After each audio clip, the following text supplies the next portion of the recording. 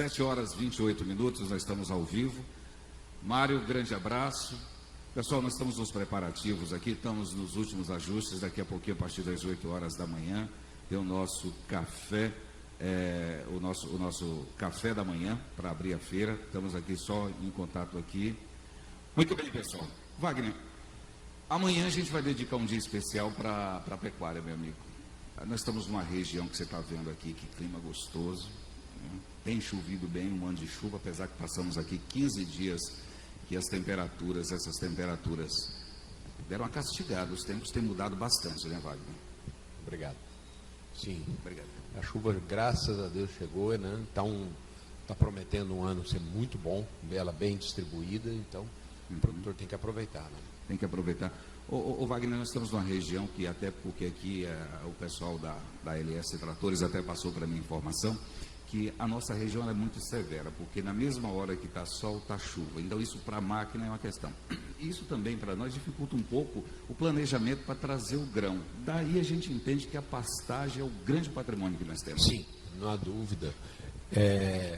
Quando eu estava preparando a palestra para cá, eu pesquisei os índices pluviométricos aqui da região, vocês. E encontrei aqui 1.200 milímetros com média de 30 anos. E o que mais me surpreendeu, 1.200 milímetros é uma pluviometria razoável, só que extremamente bem distribuída, claro. 12 meses. Então isso é fantástico. Você ter uma média de 120 milímetros, 100 milímetros por mês, é bárbaro isso. Então a planta precisa de umidade e a planta precisa de luz e nutrientes. Então cria um ambiente extremamente favorável para ter uma boa pastagem. Isso é muito raro a nível de Brasil. Isso é muito raro a nível de Brasil. Então, eu tenho regiões do Brasil que é normal ter 4 meses, 6 meses de seca. Quando eu falo seca, sem cair uma gota de chuva. Rapaz. Então, a riqueza do sul da Bahia é muito, muito fantástico. Isso sem falar a localização estratégica, proximidade para exportar gado. Então, o pecuarista daqui tem que aproveitar essas oportunidades. Pois é, a gente ainda vê, eu falo com o pessoal, falo que o nosso problema aqui é que a nossa região é muito boa de chuva e a gente fica muito acomodado. Aí quando você vai para outras regiões que tem climas, igual que você disse aí, você fica 4, 6 meses. Eu lembro que a primeira vez que eu fiquei em Valadares, eu cheguei em março, quando eu fui ver chuva foi em novembro. E aí você olha às vezes a realidade do produtor, como ele aprende a lidar com aquela situação. E aqui, como a gente tem um clima muito favorável, eu penso, rapaz, Deus já é bondoso demais com a gente, isso acaba até limitando. Eu falo que o grande problema que nós temos é ser muito bom a região. Olha, Brito, o Brasil e o mundo está vivendo um momento muito, muito importante. É um divisor de água. A forma como nós conduzimos a pecuária, a pastagem, lá atrás, não é a forma como vai se conduzir. Não existe mais espaço para a zona de conforto, para acomodar. Sim. Então, aquele pecuarista que está acomodado, ele automaticamente vai sair do mercado. Porque hoje o jogo é muito pesado. Claro. O preço da arroba nunca esteve tão alto e a tendência vai ser descontinuar. A arroba do boi vai ser a carne vai ser um artigo de luxo. Pois é. Então, o pecuarista, só que o que acontece? O preço da arroba está alto, mas todos os insumos estão altíssimos também. Então, o custo de produção ele está elevado e as margens estão muito, muito estreitas, muito sofridas. Nós não temos espaço mais para amadorismo na pecuária brasileira, né? A gente conversa com os produtores. Essa informação que você trouxe aí, eu lembro que há 8 anos atrás eu li uma reportagem falando até 2030, tantos por cento de produtores e tudo mais, ou vão vender a propriedade, arrendar a propriedade ou vão falir se não mudar a cabeça e se não ficar atento, que hoje as coisas acontecem numa velocidade muito rápida, Wagner. Muito. O que acontece? A pecuária, ela é muito abençoada, porque ela é de baixo risco. É normal, às vezes, a gente vê um pecuarista em uma safra mal sucedida, um agricultor, em uma safra mal sucedida, ele fica em maus lençóis e, se bobear, ele quebra. Verdade. O jogo é muito rápido e muito violento. Agora, a pecuária não. Pecuária, para o produtor, ele se descapitalizar e ele chegar ao ponto de precisar vender a fazenda dele, vai muito tempo. Então, isso acaba colocando o pecuarista brasileiro na zona de conforto. Sim. Só que está mudando rapidamente, Brito. Está mudando. Muitos pecuaristas estão aposentando e estão entregando seus negócios aos seus filhos. E a forma do jovem tocar um negócio hoje Sim. é totalmente diferente daquele pecuarista antigo. Muitos estão vendendo as suas fazendas para outras pessoas que estão entrando. E tem muita gente da agricultura que está entrando para a pecuária. Verdade. Então nós estamos tendo uma mudança muito drástica. E aí a gente, agora, uma questão, para você que está acompanhando o programa Café Rural, o pessoal que está ouvindo a gente através da Rádio 99, nós estamos fazendo uma transmissão aqui diretamente da área de eventos do posto Bem TV, e esse especialista que vocês estão tendo a honra de acompanhar pela primeira vez no programa Café Rural é o Wagner Pires, consultor, um mago das pastagens, e que veio para a nossa região, que tem uma vocação natural, e onde nós precisamos cada vez aprender mais para errar cada vez menos dentro da atividade. Então, pessoal, lembrando que daqui a pouquinho, 8 horas da manhã, café da manhã, e a partir das 9 horas a gente começa então a abertura oficial do nosso evento aqui, diretamente da área de eventos do posto Bem TV. Wagner, arroba do boi. Fica sempre as pessoas vendo, Carlos, por que a arroba do boi está nesse preço? Eu considero uma série de fatores, mas eu queria ouvir de você, na sua análise, em toda a sua experiência, por que o boi chegou aqui e para onde que o boi vai? Bom, entrou no mercado comprando carne, um país que realmente consome, se bobear, tudo que o mundo produz, que é a China. A China entrou para valer. A China estava acostumado a comer outras coisas aí que não carne. Coisas exóticas. Exóticas e ratos, morcegos e outras coisas mais. Mas o que acontecia? O PIB, o ganho do chinês era pequeno. Correto. E ele era obrigado a ter uma alimentação dessa natureza. O que acontece? A China, como um todo, ela se desenvolveu, como está desenvolvendo a Índia e outros países emergentes. Quando o cidadão, quando o ser humano, ele passa a ter um ganho melhor, ele procura se alimentar melhor. Claro.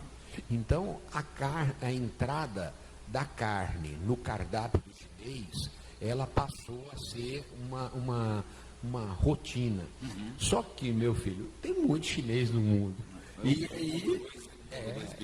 aí o consumo deles vai lá em cima e isso desestabilizou o consumo mundial. A China é confiável? A gente pode fortalecer o mercado da pecuária em cima do mercado chinês, Wagner? Olha, é difícil da gente falar.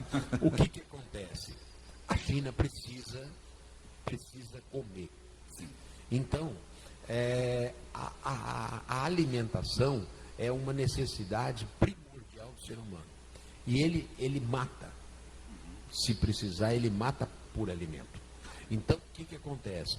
O nosso país, ele hoje, ele está muito bem posicionado diante do mundo, da necessidade de quem quiser o nosso produto, quem quiser negociar com a gente, tem que nos respeitar como nação.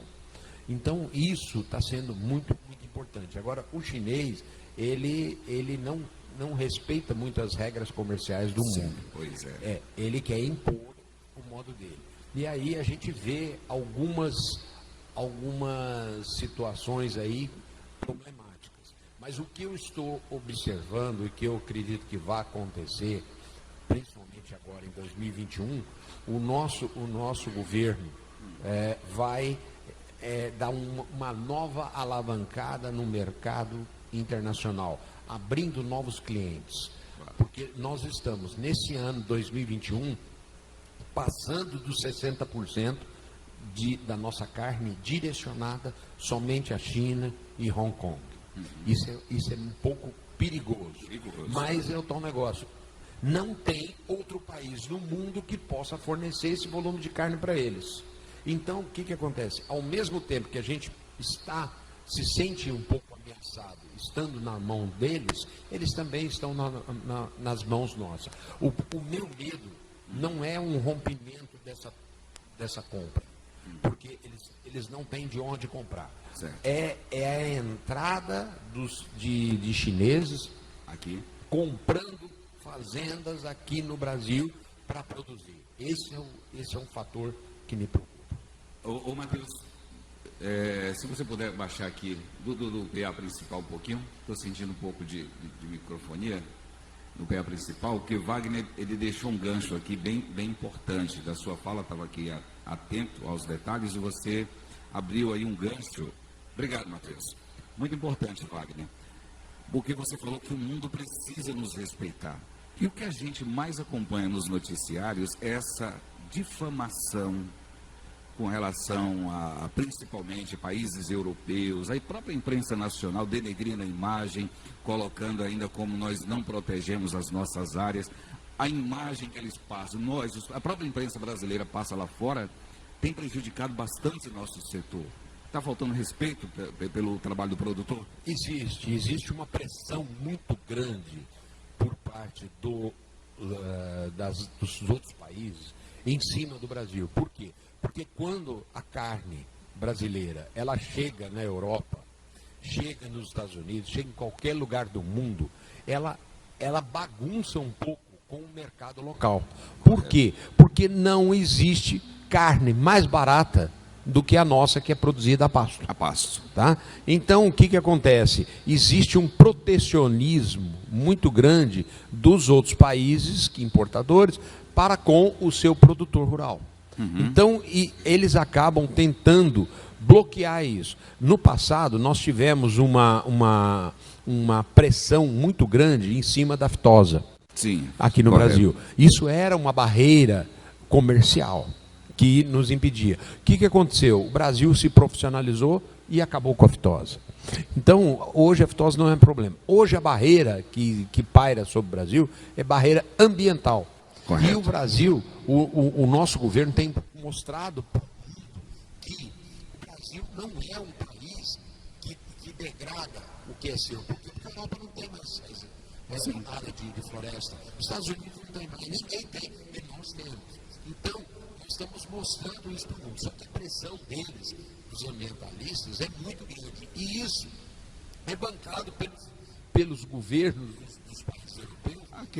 Aquele documento Farms Here, Forest There, fazenda aqui, floresta lá, né? Absurdo.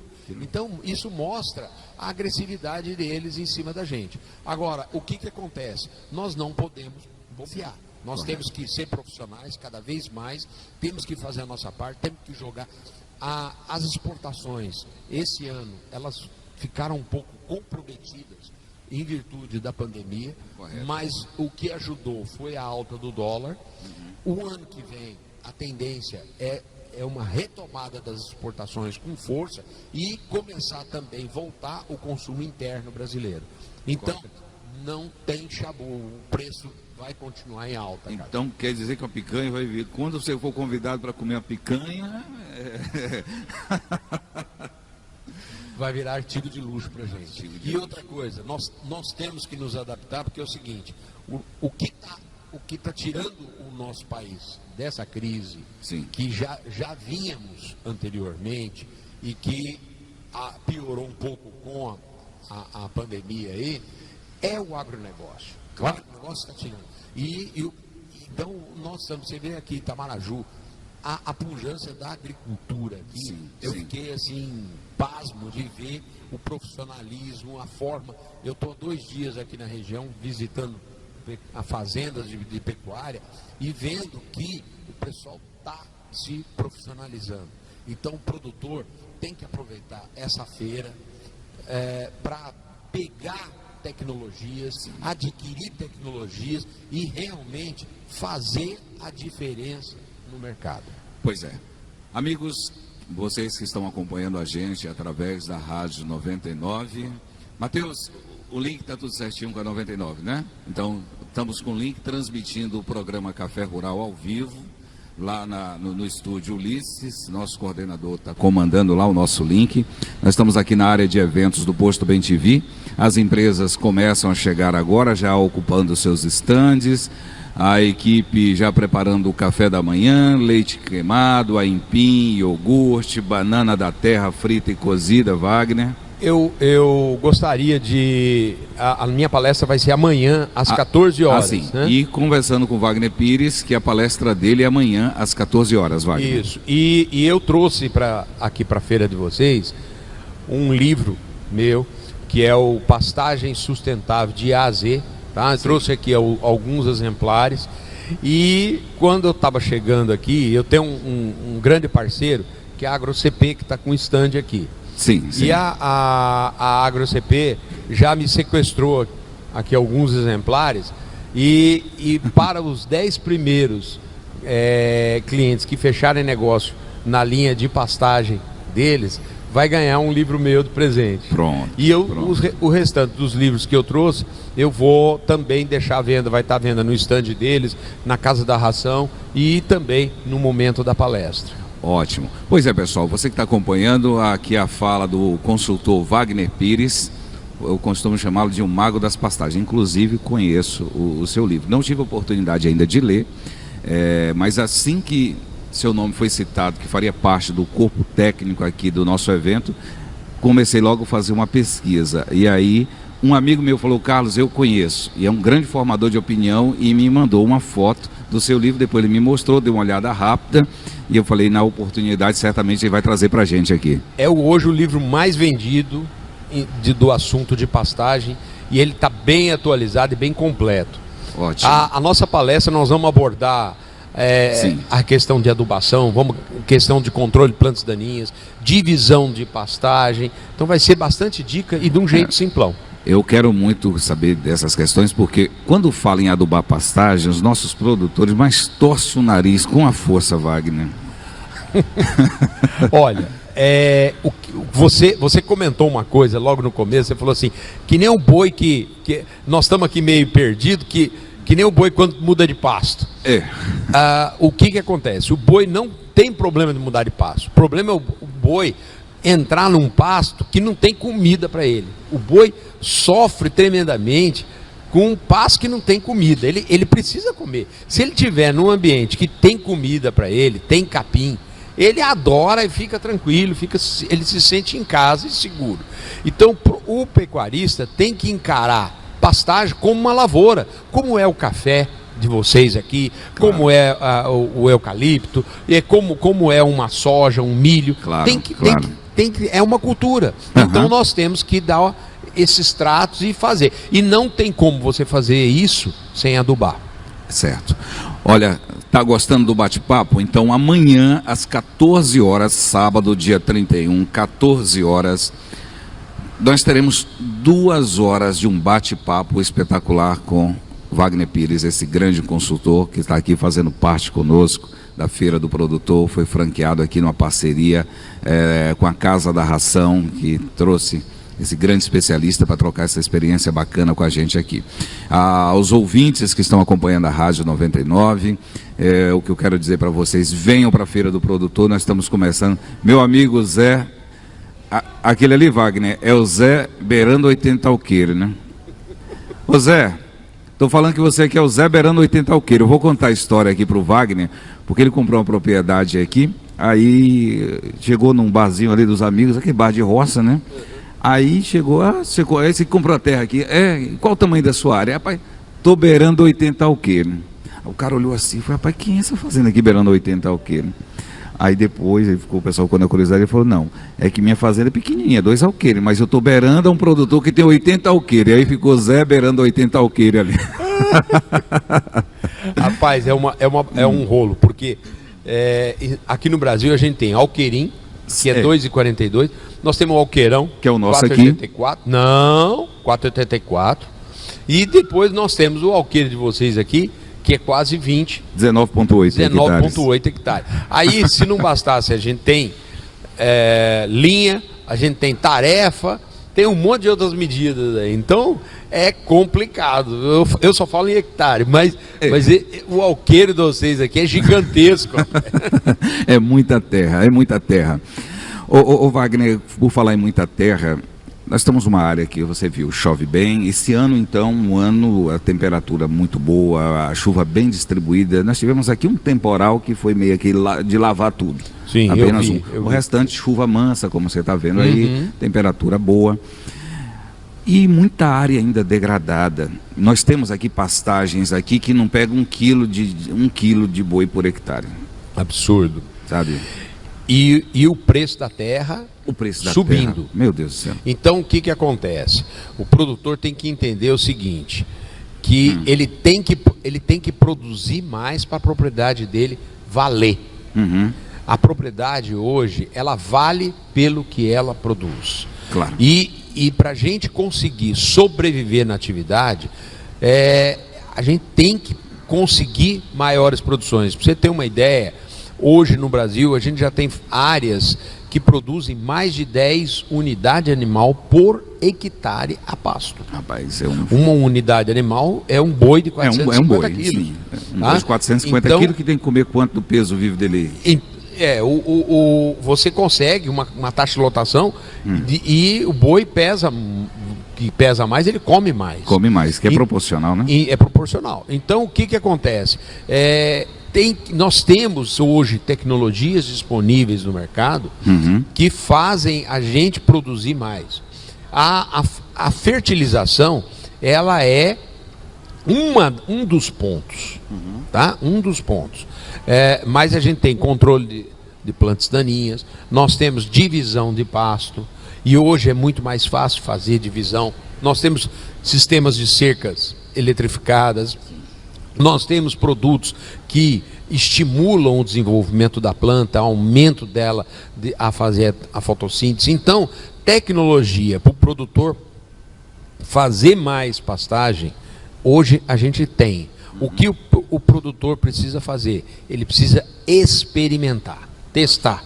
Tá? O produtor tem muito os olhos dele voltado para a genética, o gado, que é a paixão dele. Mas ele esquece de olhar o pasto. É verdade. Então ele precisa construir pastagem na fazenda dele.